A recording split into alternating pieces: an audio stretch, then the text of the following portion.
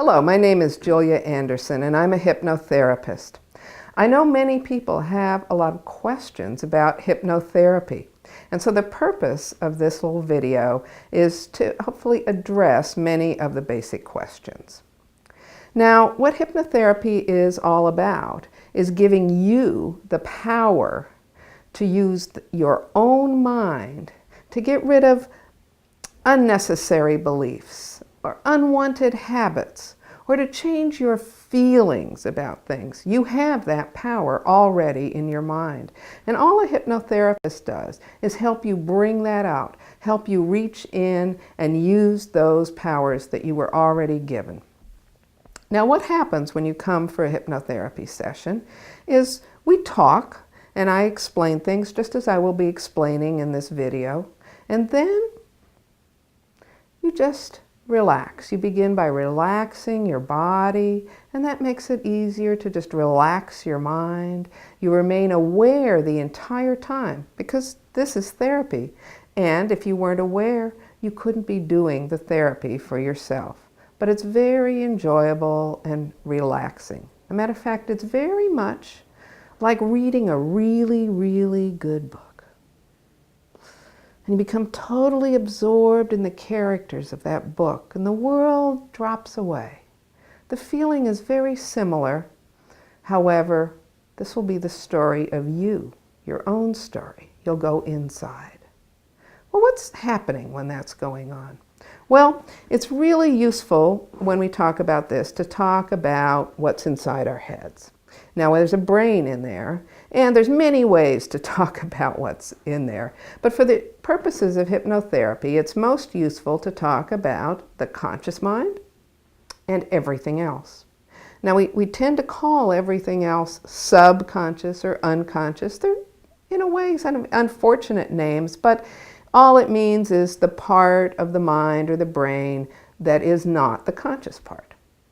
Now, that conscious part, it turns out, is actually a very small part of our brain. It's very creative, and it's also where the seat of all our abstract thinking. But it's a little bit limited. It can only hold 7 to 10 thoughts at one time. It can only hold 20 seconds of memory, and then it has to go into the rest of the brain.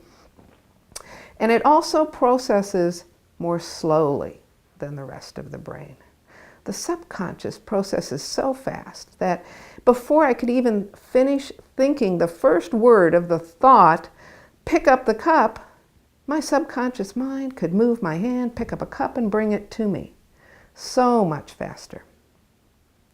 And it processes so much more information. And sure, some of that information is very basic, like moving all the muscles of my hand and fingers to pick up the cup. But it's so much more than that. And you already know that whenever you stop and think about what's going on, that there's a whole lot more going on than your conscious mind is aware of.